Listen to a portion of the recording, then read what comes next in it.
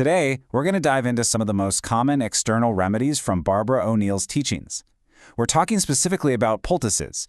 You know, those simple, almost ancient applications that are meant to draw out inflammation and really kickstart the healing process. So, let's get right into it. It's a great question, isn't it? I mean, in a world full of really complex medicine, can something from your pantry actually have an impact?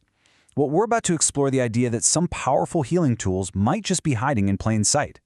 We'll look at how these simple, natural ingredients are used to create the right conditions for the body to do what it already knows how to do. And this quote, this really gets to the absolute heart of the philosophy we're looking at. The whole idea is that our bodies have this incredible, innate ability to fix themselves. So the remedies we're going to cover, they aren't seen as some magic cure, but more as a way to support and, get out of the way of that natural healing process.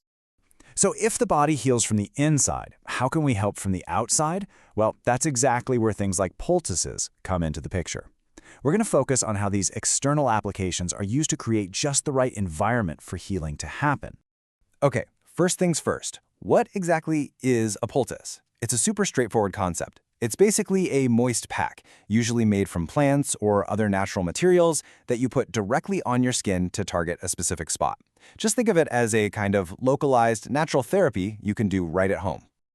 All right, let's kick things off with one of the most famous remedies from the source material, the castor oil pack. This one is covered in a lot of detail. It's used for a whole range of things, and the way you use it is very, very specific. Now, how about that name? In the teachings, castor oil is called the palm of Christ. That really tells you something about the deep respect for its claimed ability to penetrate way down into the body's tissues. The primary job it's said to have is stimulating the lymphatic system, which, as you know, is a huge part of detoxification. So this idea of deep penetration is really the key here.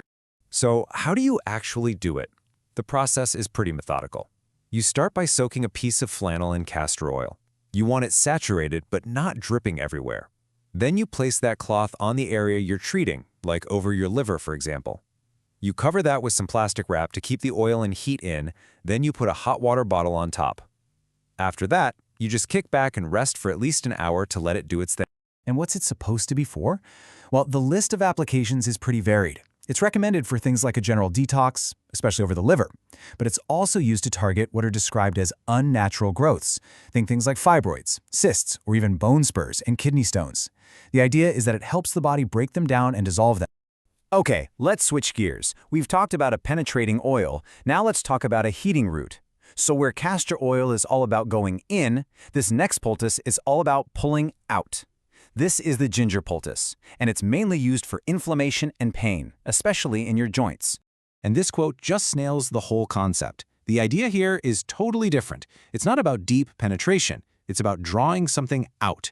That intense heat from the ginger is said to literally pull inflammation from a deep spot, like a sore joint, right up to the surface of the skin. It's a completely different kind of action.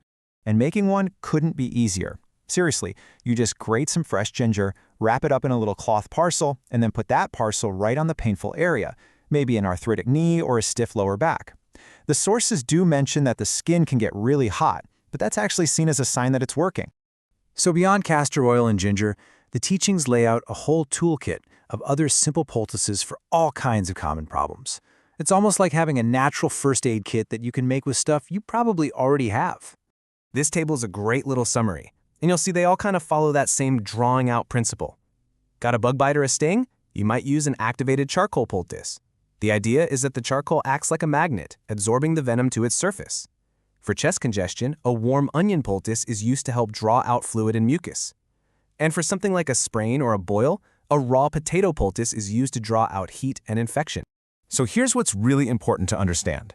These individual remedies, whether it's castor oil or a potato, they're not seen as these isolated magic bullets. They're actually part of a much bigger, more holistic picture that's all about restoring the body's natural balance. And this is where it all connects.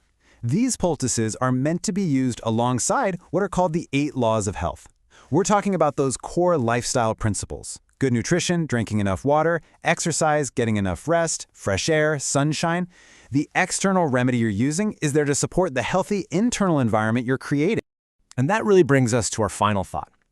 As we navigate this world of incredible medical technology, it's worth asking, What power still lies in these simple traditional remedies that maybe we've forgotten about?